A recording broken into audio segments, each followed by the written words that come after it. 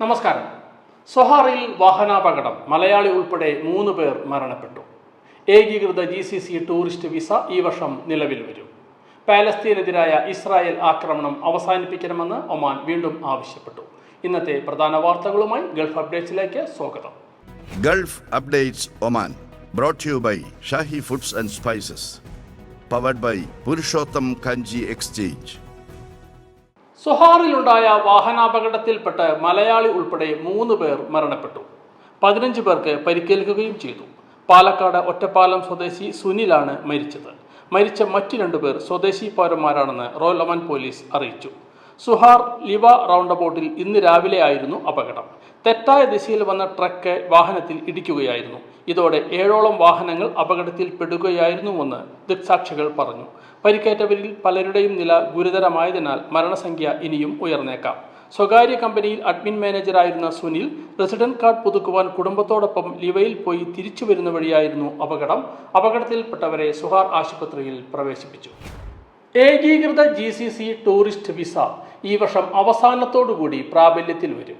ദുബൈയിൽ നടക്കുന്ന Arabian travel മാർക്കറ്റിലാണ് അധികൃതർ ഇക്കാര്യം അറിയിച്ചത്. UAE, Saudi Arabia, Qatar, Bahrain, Oman, Kuwait തുടങ്ങി 6 രാജ്യങ്ങളിലെ താമസക്കാർക്കും സ്വദേശികൾക്കും 30 ദിവസത്തിലധികം യാത്ര ചെയ്യാൻ അനുവദിക്കുന്ന വിസ GCC ഗ്രാൻഡ് ടൂർസ് എന്ന പേരിലായിരിക്കും അറിയുക. സന്ദർശകർക്ക് യാത്രാ സൗകര്യപ്രദവും താങ്ങാവുന്നതുമായിരിക്കും ഇതെന്ന് അറേബ്യൻ ട്രാവൽ മാർക്കറ്റിന്റെ ഉദ്ഘാടന ദിനത്തിൽ സംസാരിച്ച UAE സാമ്പത്തിക മന്ത്രി അബ്ദുള്ള ബിൻ തുഖ് അൽ മറി പറഞ്ഞു. മൾട്ടി എൻട്രി അനുവദിക്കുന്നതായിരിക്കും വിസ പ്രാബല്യത്തിൽ വരുന്നതോടെ GCC രാജ്യങ്ങളിലെ വൈവിധ്യമാർന്ന വിനോദസഞ്ചാര കേന്ദ്രങ്ങളിലേക്ക് സന്ദർശകരെ കൂടുതൽ ആകർഷിക്കും. ഹോട്ടൽ അതിഥികളുടെ എണ്ണം വർദ്ധിക്കുകയും മേഖലയിലെ പ്രാദേശിക അന്തർദേശീയ വിനോദസഞ്ചാരികളുടെ മുൻനിര കേന്ദ്രങ്ങളിലൊന്നായി മാറുകയും ചെയ്യുമെന്ന് അൽ മറി പറഞ്ഞു. ഗൾഫ് രാജ്യങ്ങൾ വലിയ ടൂറിസ്റ്റ് ഓപ്പറേറ്റർമാരുടെയും കമ്പനികളുമായും ചേർന്ന് മുഴുവൻ പ്രദേശത്തിനും അനുഗുണമായ പാക്കേജുകൾ പുറത്തിറക്കുന്നത് അടക്കമുള്ള കാര്യങ്ങളും ചർച്ച ചെയ്യും. പാലസ്തീനികൾക്ക് എതിരായ ഇസ്രായേലിന്റെ അതിക്രൂരമായ ആക്രമണങ്ങൾ അവസാനിപ്പിക്കണമെന്ന് ഒമാൻ ആവശ്യപ്പെട്ടു. ഇസ്രായേൽ അധിനിവേശ സേന ഗസ മുനമ്പിലും അധിനിവേശ പാലസ്തീൻ പ്രദേശങ്ങളിലും തുടർന്നുകൊണ്ടിരിക്കുന്ന അതിക്രമങ്ങളിലും വംശഹത്യയിലും വിദേശകാര്യ മന്ത്രാലയം അഗാധമായ ഉത്കണ്ഠ രേഖപ്പെടുത്തി.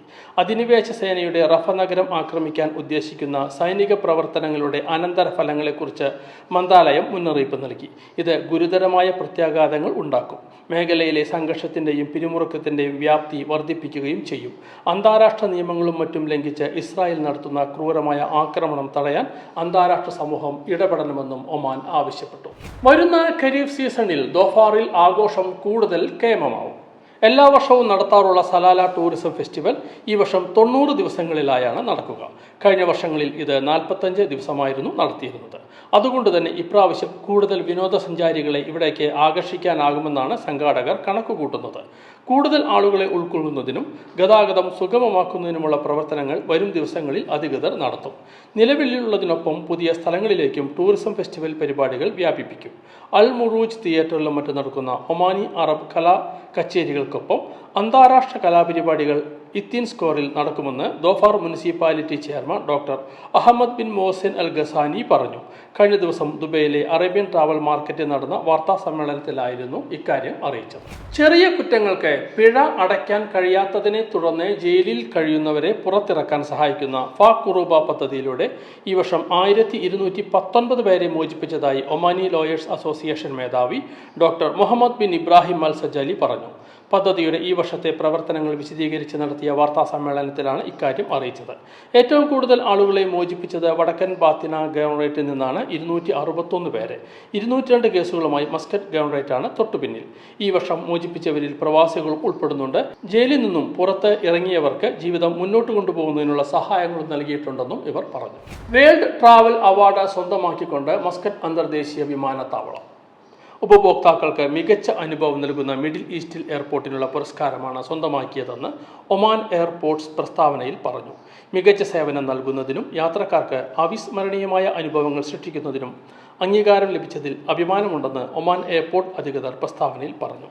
ഈ അർഹമായ നേട്ടത്തിന് ഒമാൻ എയർപോർട്ട് കുടുംബത്തിലെ എല്ലാവർക്കും ബിസിനസ് പങ്കാളികൾക്കും തന്ത്രപരമായ പങ്കാളികൾക്കും അഭിനന്ദനങ്ങൾ അറിയിക്കുകയാണെന്ന് ഒമാൻ എയർപോർട്ട് പ്രസ്താവനയിൽ അറിയിച്ചു. ഇതോടുകൂടി ഇന്നത്തെ ഗൾഫ് അപ്ഡേറ്റ്സ് പൂർണ്ണമാവുന്നു. വീണ്ടും കാണുന്നതുവരെ നന്ദി, നമസ്കാരം.